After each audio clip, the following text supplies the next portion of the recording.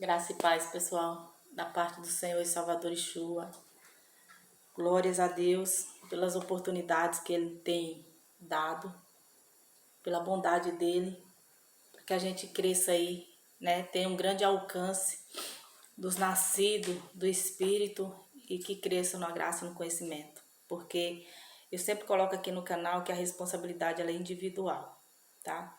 Se você é novo, tá chegando aí, aconselho que você assista os últimos vídeos colocados, que falo a respeito do culto, da adoração e do louvor, porque tudo isso representa atos de alguém que está dedicando aí, né, adoração ao Criador.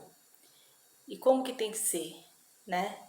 Hoje eu vou trazer um pouco de história, embora a Bíblia ela testifica da história da humanidade do início ao fim.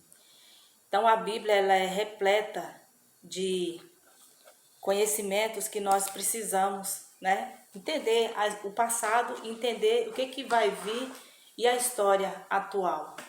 Existem outros meios de testificar a veracidade da Bíblia. Apesar de que houve complô e um levante muito grande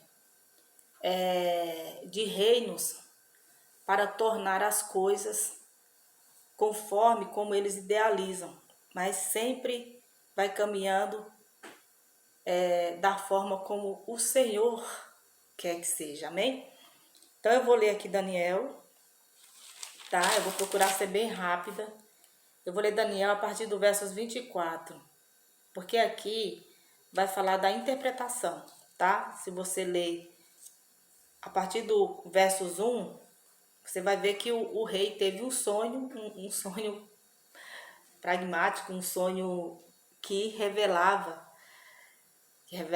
revela até os últimos tempos, que antecede o retorno do nosso Senhor e Salvador Yeshua, amém? E ele não conta esse sonho, porque a questão estava exatamente aí, não contar. Porque ele queria saber, entre todos aqueles que estavam a rodeá-lo, quem era de fato alguém verdadeiro e que tinha sobre a sua vida luz ou clareza sobre as coisas, né? E ele descobre ali que nenhum deles, exceto Daniel, que é o servo do Senhor, e o Senhor já enviou esse sonho para o rei para honrar Daniel, né? Para trazer Daniel a evidência de quem era que estava sobre a vida de Daniel. O propósito do Senhor é perfeito. Então Nabucodonosor chama ali, convoca na verdade, né? Os magos, os encantadores, os feiticeiros, os astrólogos, para que dissesse, né, o que ele havia sonhado. Isso seria impossível, porque nenhum desses tinha a fé no Deus vivo, né? Todos eles eram pessoas da mente fechada, né? Então eu vou ler aqui a partir do verso 24, né? Olha só a interpretação. Então Daniel foi falar com Arioque, a quem o rei tinha designado para executar os sábios da Babilônia, e lhe disse: Não execute os sábios, leve-me ao rei, e eu interpretarei para ele os sonhos que teve. Então aqui dá a entender que Daniel já estava ciente do que estava acontecendo, e claro, né, ele buscou ali saber com o Senhor, e o Senhor revelou a ele. Imediatamente Arioque levou Daniel ao rei e disse: Encontrei um homem entre os exilados de Judá que pode dizer ao rei o significado do sonho. O rei perguntou: Daniel, também chamado Beltesazar, você é capaz de contar-me o que vi no meu sonho e interpretá-lo? Daniel respondeu: Nenhum sábio, encantador, mago ou adivinho é capaz de revelar ao rei o mistério sobre o qual ele perguntou. Mas existe um Deus nos céus que revela os mistérios. Ele mostrou ao rei Nabucodonosor o que acontecerá nos últimos dias. O sonho e as visões que passaram por tua mente quando estava deitado foram os seguintes: quando estavas deitado, ó rei, tua mente se voltou para as coisas futuras. E aquele que revela os mistérios te mostrou o que vai acontecer. Quanto a mim, esse mistério não me foi revelado porque eu tenha mais sabedoria do que os outros homens, mas para que tu, ó rei, saibas a interpretação e entendas o que passou pela tua mente. É muito importante essa fala aqui de Daniel, porque o objetivo aqui é exaltar o Criador. Não importa quem vai ser a última pessoa a ler Daniel 2 na terra antes da vinda do Salvador Yeshua. Essa pessoa vai ter conhecimento de que existe um Deus que revela sonhos não contados e que revela não só sonhos particulares para, como diz Jó, evitar o homem da cova, mas também que revela os tempos, para que o seu povo não seja inocente naquele dia do juízo. Entende? Como assim, Graça? A Bíblia, ela é reveladora. Ela é profética. Ela é antemporal, claro. A profecia, às vezes, como está lá em Daniel 24, fala de terremotos, de fome, ela acontece de diversas vezes, de várias gerações. Mas tem palavras aqui que são acontecidas em um determinado tempo. E esse sonho da estátua está falando de impérios. Vou continuar lendo, tá? Tu olhaste, ó rei, e diante de ti estava uma grande estátua. Uma estátua enorme, impressionante, e sua aparência era terrível. A cabeça da estátua era feita de ouro puro. O peito e o braço eram de prata. Bem, eu vou dar uma puladinha aqui, porque até o versos 35 vai estar falando como que é essa estátua. Acredito que todo mundo sabe. A partir do verso 36 vai falar o significado de cada parte, né, dessa estátua. Foi esse o sonho e nós o interpretaremos para o rei. Tu, ó rei, és rei de reis. O Deus dos céus concedeu-te domínio, poder, força e glória. Nas tuas mãos ele colocou a humanidade, os animais selvagens, as aves do céu, onde quer que vivam, ele fez de ti o governante deles todos. Tu és a cabeça de ouro, tá? O reinado de Nabucodonosor, onde hoje existe as ruínas e algumas partes restauradas,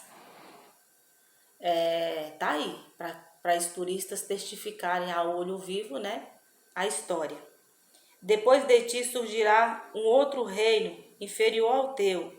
Em seguida surgirá o terceiro reino, reino de bronze, que governará toda a terra.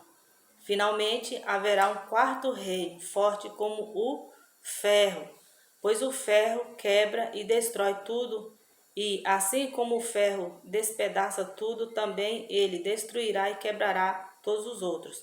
É nisso aqui que vai ser explorado, tá? Esse quarto reino. Como viste, os pés e os dedos eram em parte de barro e em parte de ferro. Isso quer dizer que esse será um reino dividido, mas ainda terá um pouco de força do ferro, embora tenha visto ferro misturado com barro. Assim como os dedos eram em parte de ferro e em parte de barro. Também esse reino será em parte de ferro e em parte forte e em parte frágil. E como viste, o ferro estava misturado com o barro. Isso significa que se buscarão fazer alianças políticas por meio de casamentos, mas a união decorrente dessas alianças não se firmará. Assim como o ferro não se mistura com o barro. Olha aqui que interessante, a partir do verso 44. Na época desses reis, o Deus dos céus estabelecerá um reino que jamais será destruído e que nunca será dominado por nenhum outro povo. Destruirá todos os reinos daqueles reis e os exterminará, mas esse reino durará para sempre. Esse é o significado da visão da pedra que se soltou de uma montanha sem auxílio de mãos, pedra que esmigalhou o ferro, o bronze, o barro, a prata e o ouro. O Deus poderoso mostrou ao rei o que acontecerá no futuro. O sonho é verdadeiro e a interpretação é fiel. Glória a Deus. Então, a estátua, ela está falando de reinos, né? E a história vai falar do Medo, Persa, do tempo de Alexandre o Grande. Eu falei disso aí já, quando eu falei a respeito de Pérgamo. Antes de Yeshua, estava predominante esse ferro, né? Na época ali da ainda monarquia, ainda existia reis, impérios fortes que subjugavam sobre todos, né? Eram autoridades que regimentavam como que as pessoas tinham que viver, a quem elas poderiam adorar. Às vezes um rei, e aí vem a era onde depois de Alexandre houve 4 generais, e esses 4 generais, esses 4 braços, praticamente eles deram, né, de bandeja a Roma, que não tinha essa força, era conhecido como os templários, né? Os templários. Tem muito filme medieval que vai falar dessa época. Então, Roma, ela cresceu e se sustentou em cima de muito sangue, né? E até hoje existe aí essa fortaleza no que diz respeito ao poder. Roma, ela é direcionada por um poder governamental e religioso. Existe essa, e aí se entende os dedos entrelaçados de barro e ferro. Mas o que predomina, mesmo depois do último reinado eterno estabelecido, o que predomina ainda é esse ferro, que ainda subjuga sobre muitos. Mas o que ocorre hoje na história da humanidade, eu vou ler aqui no livro de Walt, para depois voltar aqui para Daniel, tá? Eu vou ler aqui, vou mostrar para vocês primeiro, ver se vocês conseguem. Deixa eu ver se eu consigo frisar bem. Peraí. Vocês conseguem ver bem. Olha. Se quiser tirar um print. Isso aqui tá no livro. A capa já foi embora, viu? Não foi por falta de dizer não, mas é porque é muito antigo. Aqui é quando eu ainda no meu ensino médio. Ó. Coleção dele que tem. Maravilhoso. Um livro maravilhoso. A editora de Walt. Isso, editora de Walt. Eu vou ler aqui apenas uns capítulos, tá, gente? Vocês se atentam. Pra depois a gente voltar lá para Daniel. Aqui na página 442 vai dizer: durante a Idade Média, a vida espiritual na Europa Ocidental foi dominada pela Igreja Católica. Não se admitiam divergências contra esse monopólio da crença. Os rebeldes e dissidentes, considerados hereges, ou se calavam ou eram simplesmente eliminados. Muitos foram queimados vivos nas fogueiras que o Tribunal do Santo Ofício, ou Inquisição, acendeu por todo o Ocidente. Nessa época, o poder dos reis era praticamente o mesmo que os dos senhores feudais, e o Estado moderno ainda estava por ser criado. Na fala de um poder político centralizado, vigorava o conceito de cristandade, que designava o conjunto de países católicos em oposição ao mundo muçulmano e às regiões orientais não cristanizadas.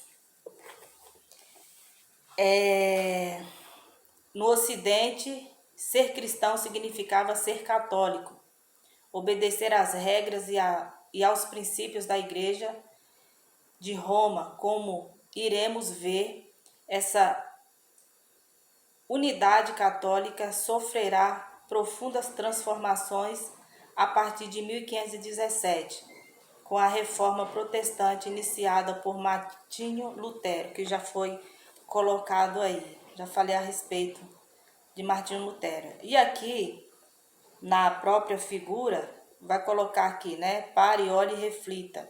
Vai falar a respeito aí já de um tempo, já mais para frente, que é de 1530. Quem estudou aí sabe o que aconteceu em 1530, né?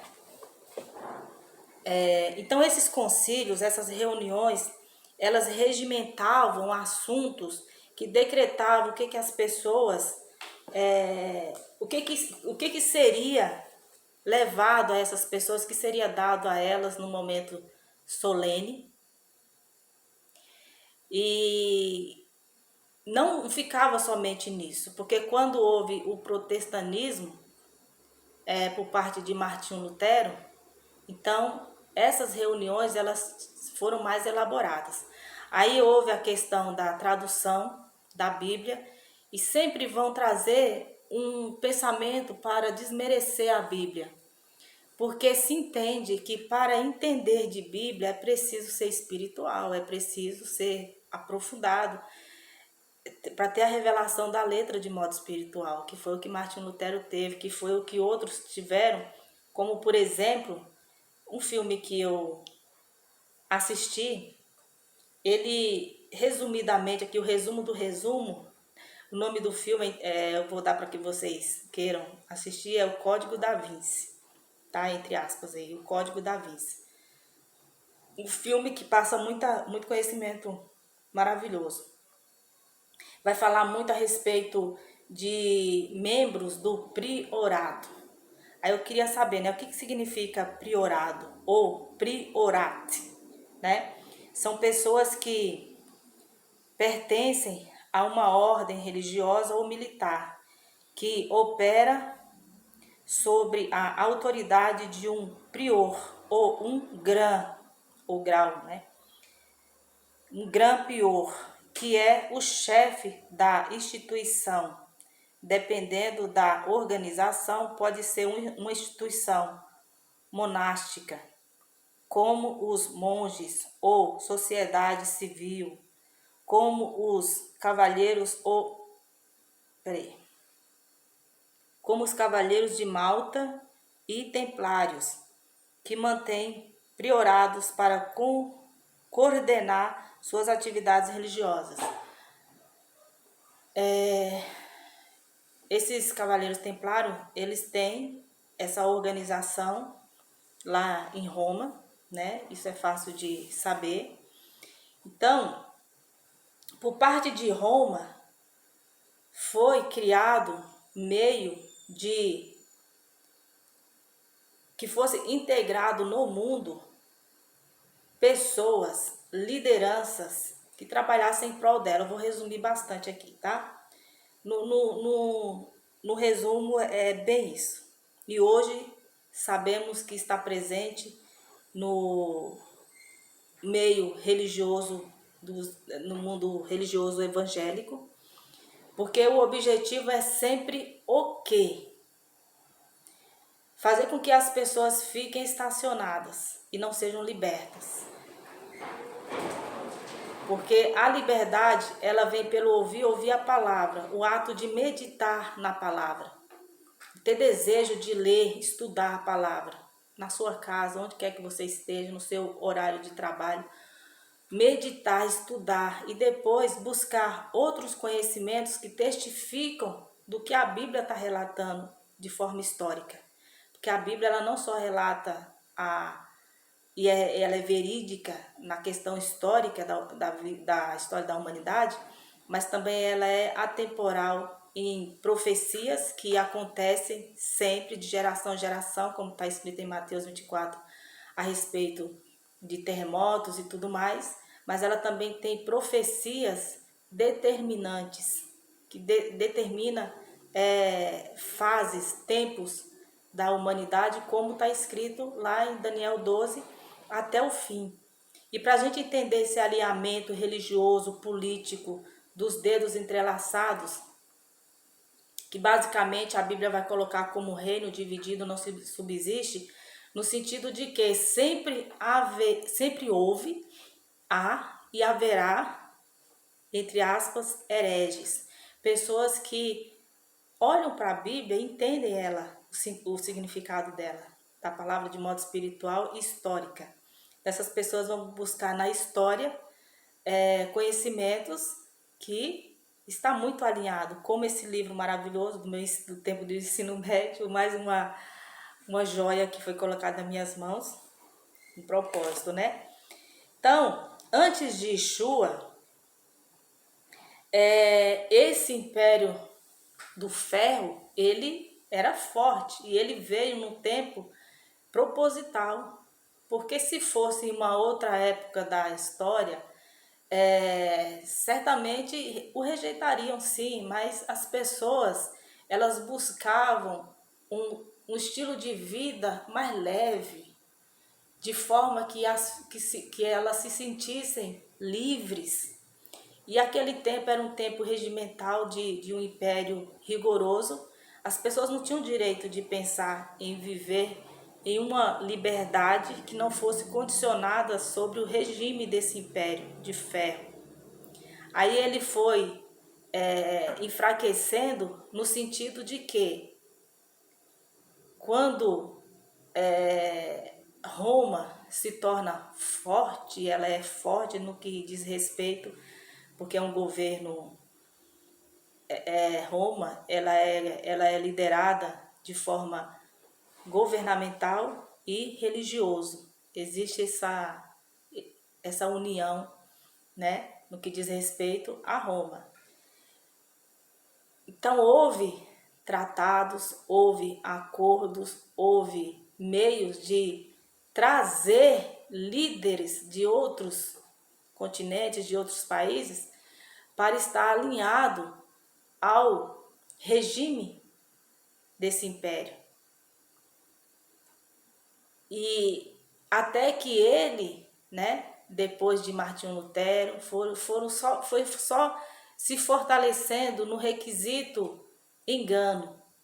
Aí houve, historicamente conhecido, esse próprio livro aqui vai falar a respeito, da era jesuítas. Os jesuítas, eles foram levados para países para catequizar aldeias, os indígenas, mas não tiveram êxito, não tiveram sucesso.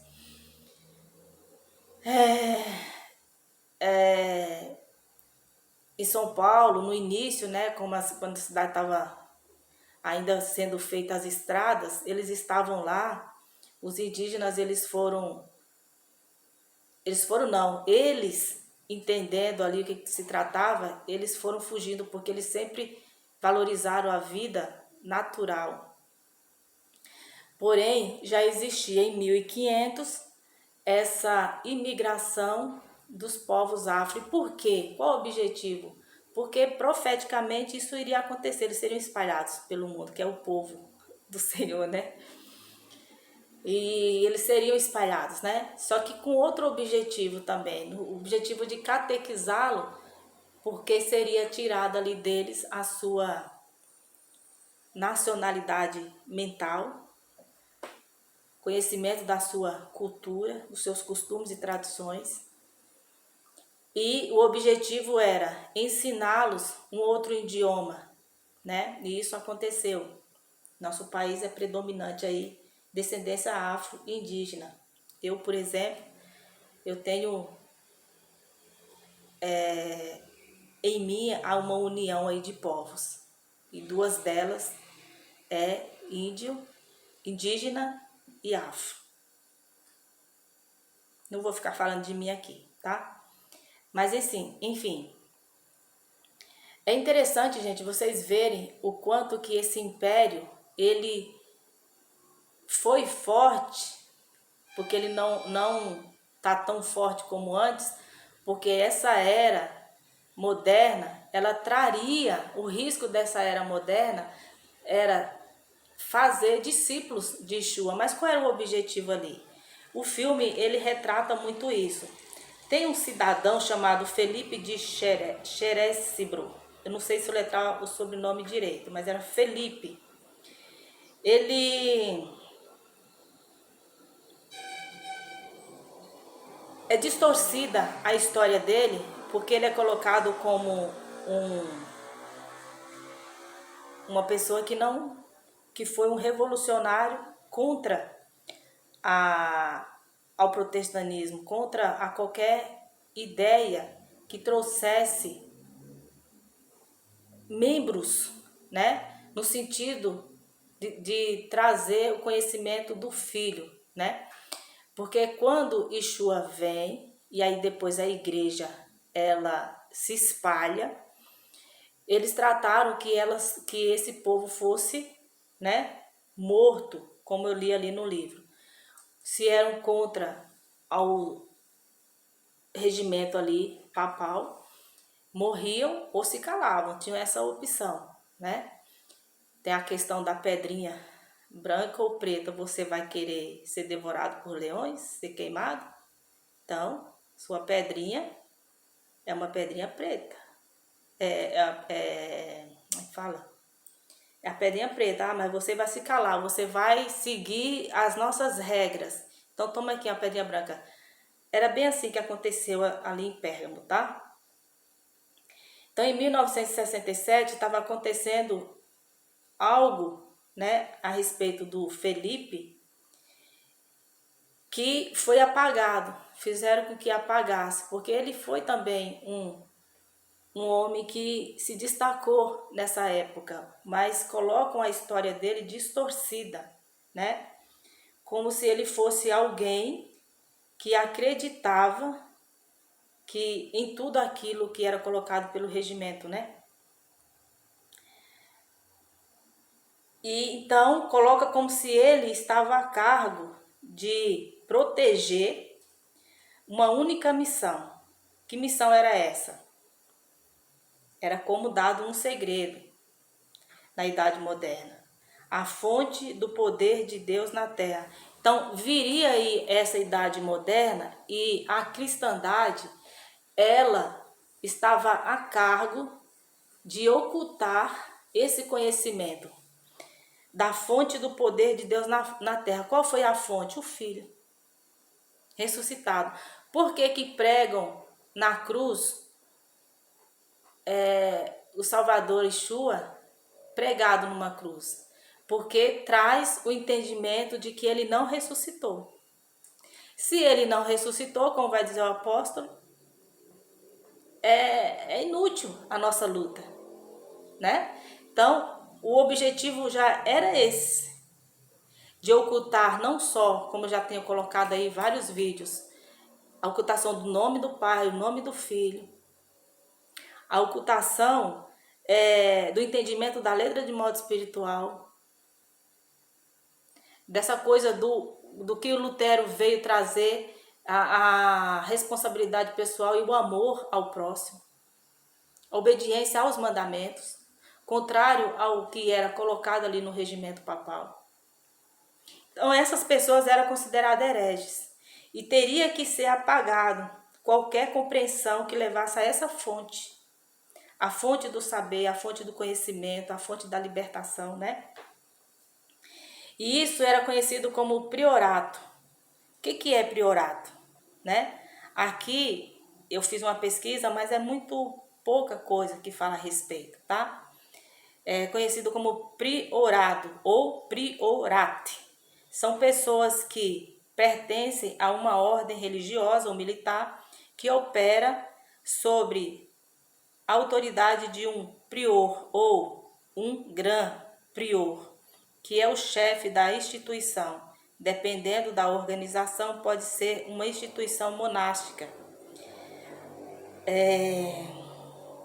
como os monges ou sociedade civil, como os cavaleiros de Malta e templários, que mantêm priorados para coordenar suas atividades regionais. Então, eles estão a cargo de proteger essa fonte. E esses priorados, eu me atrevo a colocar aqui, que está presente em todas as instituições religiosas. As pessoas, elas não têm liberdade de culto, como elas pensam que têm, a não ser que o culto seja doutrinado, né? Mas para que haja clareza da verdade, para que a verdade venha ao conhecimento, é necessário que muitos hereges continuem, né? Levando aí a palavra, levando o conhecimento. E aí eles colocam como se, a Bíblia passou pela mão de Constantino. A Bíblia, ela foi deturpada, ela foi alterada. No que eu coloco em relação aos nomes, sim. Porque o Criador permitiu, o povo não teria zelo com o nome dele. Agora, o nome do filho é uma conta para quem alterou pagar, né? Embora a Bíblia, ela exige que nós a conhecemos o sentido dela de modo espiritual. Aí serão feitos libertos, né? E esse Felipe de Xerésibro, ele era conhecido como homem santo em Roma. Como se fosse, ele era cultuado como algo sagrado, né?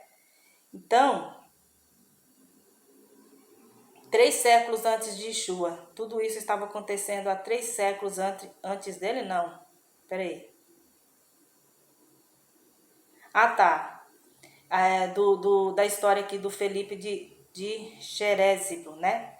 3 séculos antes.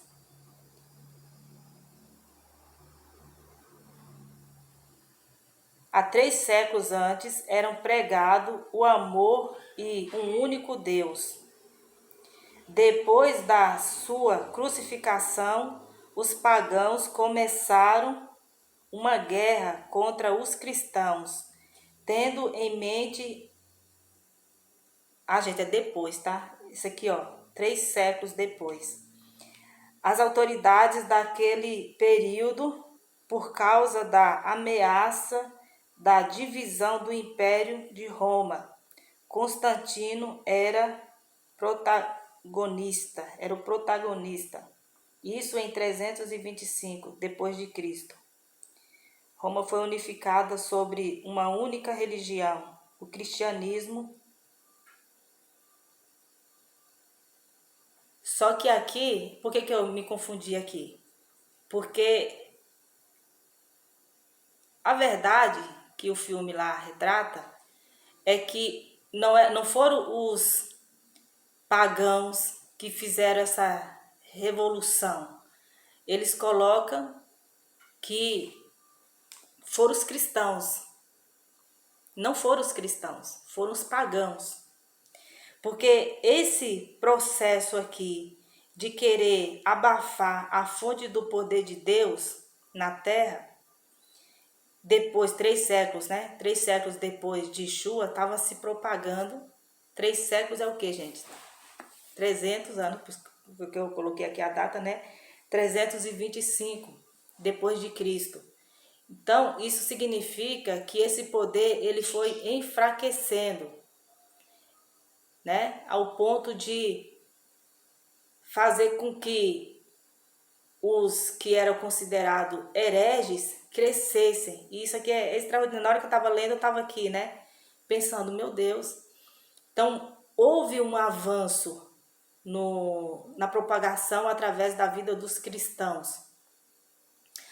Por isso que lá em Pérgamo, né, com grande força, houve um pouco depois ali, pouco tempo depois do Salvador Yeshua ascender aos céus,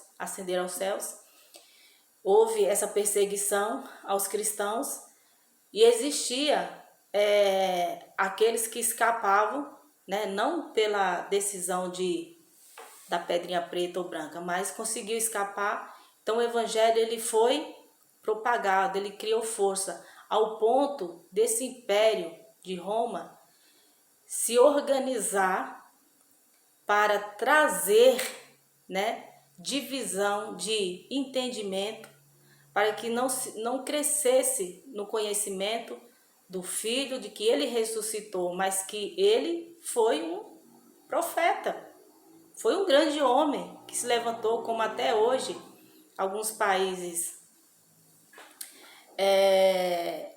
acreditam que ele era simplesmente, que ele foi apenas um profeta.